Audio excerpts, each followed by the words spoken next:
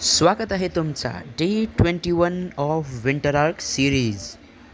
आजचा व्लॉग रात्रीचे 12च्या नंतर चालू होतो मम्मीची मेहंदी काढताना.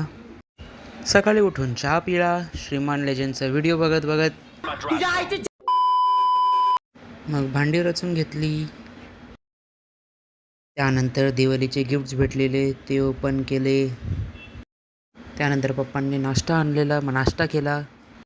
मग त्यानंतर मम्मीने बनवल्या फुलफुलीत पोळ्या. मग बसलो चहा पियायला.